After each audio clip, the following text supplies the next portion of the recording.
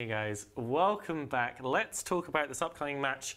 This is going to be an incredible match. It is Lumpy versus NC. Two very strong teams. Both teams we expected to see still in the tournament in the final weekend, but they're facing each other now in the winner's bracket in the first weekend of the tournament. Obviously, neither team will be eliminated if they lose. It's all fine. They'll just go into the loser's bracket. It is a grueling slog through the loser's bracket, but they will not be out of the tournament yet. So Lumpy have so far beaten Tactical Narcotics team, Mr. Magoo, and Rebel Alliance. Northern Coalition have beaten White Legion, the French group, home of actually, I believe, Gorski Carr at the moment, CSM member. They've also beaten Test, which is a very strong tournament team, but not strong enough to take down Northern Coalition. If we look at the ships that they brought to their last match, Lumpy brought Double Sleipnir, Scimitar, Orthrus, Jektal, Keres, Blackbird. So quite a controlling team there with some artillery damage and the volley from the Orthrus. Northern Coalition brought the old TFI core, Double Typhoon, Eos Guardian, Double Svipple, Blackbird, Vengeance, Vigil. What do you guys think is going to happen in this match? Do you favour Lumpy or do you favour NC. I'm going to favour NC. here. Like you said, this is a real clash of the titans happening super early, so it's going to be an absolute treat to watch these two people try and out-execute each other in the field. But I think that NC. just have the edge. They have such a good logistics pilot. He's flown excellently in the few practices I've been part of, and I expect him to do slightly better than Reload. Sorry, mate. What about you, Sutoni? I'm going to go with Lumpy. I've seen Reload outside. He's definitely a really good logistics pilot as well. I really want to see NC. bring the Fiend and just go all out against Lumpy. They definitely want to win this match, I think, because going into the loser's bracket this early just means you're going to have to play an extra 2 matches minimum, probably more. I think that despite PL being NC.'s questionably heterosexual spaceship life partner, I'm going to have to favour Lumpy in this match. I think you've got the guys like Leo and Rylo's in there. They're just really fantastic tournament guys. Not that NC. don't have any, but I think they're going to pull them through. Let's look briefly at, again, the past matches they've played. Beating TNT, a team that last year got very far through the bracket, each time causing us commentators to laugh a bit with the anchoring to victory. And Rebel Alliance, a brand new alliance to the tournament, one we haven't seen, unfortunately. They did have to fight a very large team. And then White Legion, a team a lot of people were kind of on the down low, expecting to do rather well. But then Test are a fantastic tournament team, so beating them really has raised NC. stock in my opinion. Test, for example, being the proponents of the distributed Tinker, the pseudo Tinker last year that was very new, very innovative, coming out of a team such as Test was absolutely fantastic. I mean, what do you guys think, how heavily do you guys think we can scale the strength of teams based on performances from previous years? Or do you think we should only ever look at their current path through the tournament? I think you should only ever really look at the current state of them, and not even just who they've beaten, because obviously this is a best-of-1 format. There is no rematches. It's did you bring the right thing for the right fight? So I think you've got to just look down to how crisply and how cleanly people execute these compositions. Well, another thing to consider, Sutoni, if you could weigh in on this, both teams, I believe, still have their flagships available. Lumpy, for example, making the interesting decision to go for a TFI. TFI is extraordinarily popular in this tournament so far. But generally you see them in pairs, so it's difficult to get them through the ban if you're planning on using a flagship for that. Do you think the TFI is a strong choice of flagship, or do you think that Lumpy should have gone with an SNI or a Balgorn like everyone else did? I think it's kind of unusual to make the flagship the TFI, just because they do work really well in those pairs when they have those 2 big flights of rep bots on each other with the just solid core. It's kind of weird. Maybe they just want to get more power from the TFI core, and they just won't bring it if TFI is banned. So it just gives them an advantage whenever a TFI core versus a TFI core happens. If Lumpy bring the flagship, they have the edge there. Yeah, I mean, so I'm going with Lumpy, you're going with Lumpy, Jintan going against Northern Coalition. We will have to see who is right as we go to the casters. The casters for this match being, ooh, let me find out, I've lost the thing. It's going to be Elise and Moderator, 2 fantastic tournament experts. I mean, these guys Elise has been in charge of Pandemic Legion for quite a while. Moderator was head of the Exodus team, I believe, one year, now on the Tuskers. Both really fantastic. We should give a massive shout out to all the commentators that have phoned in throughout the world, and the guys who are in the studio here today for doing a really amazing job. I'm sure you guys at home have been enjoying their commentary. So let's hand it over now to Elise Randolph, a moderator for League of Online Master Pilots versus Northern Coalition.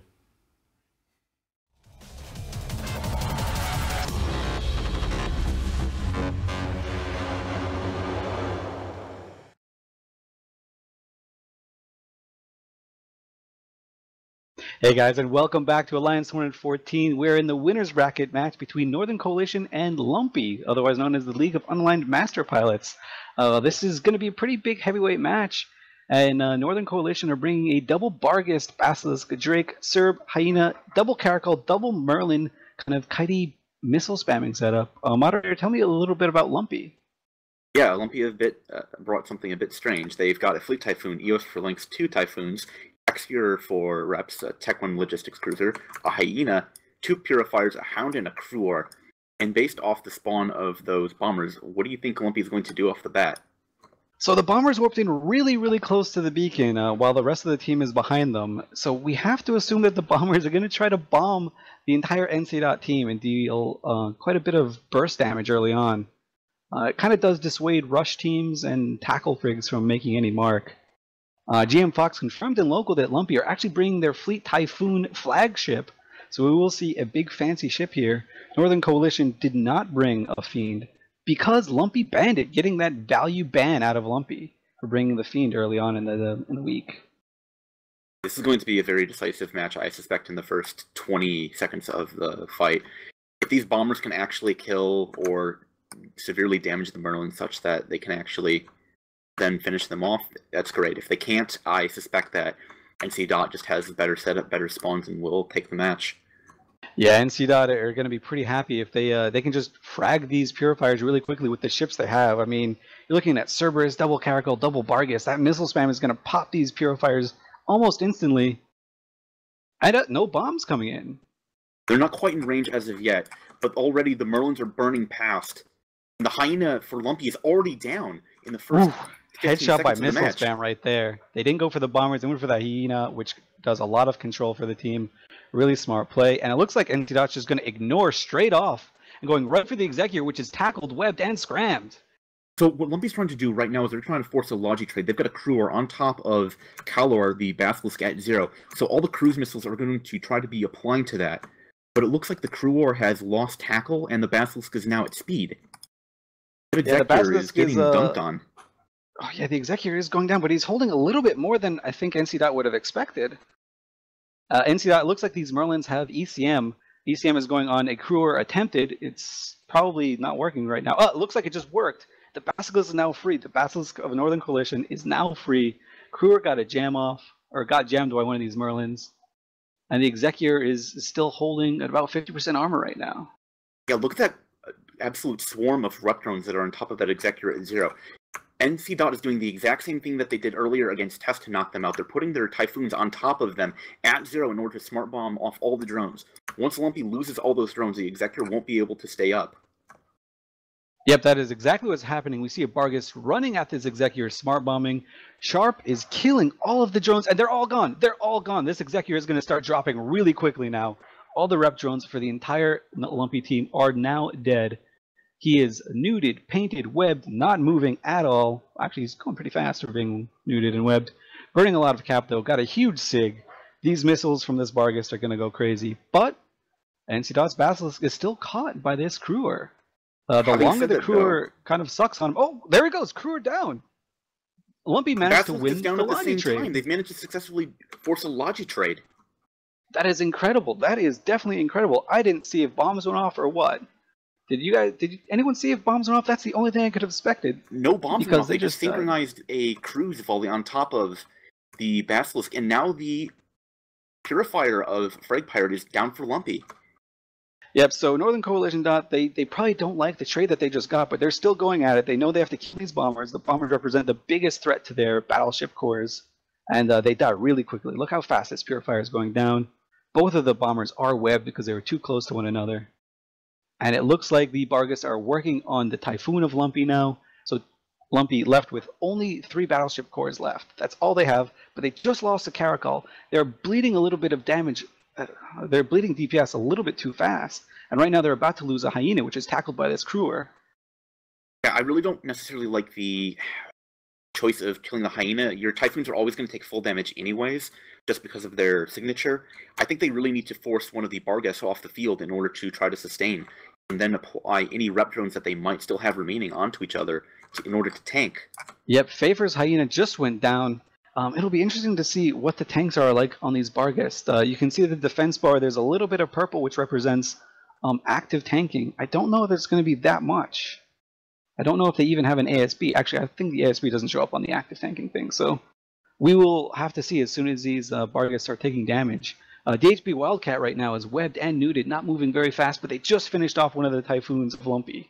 So Lumpy have their flagship Foon left, or flagship Fleet Foon, and a normal Foon and a Crewer for tackle.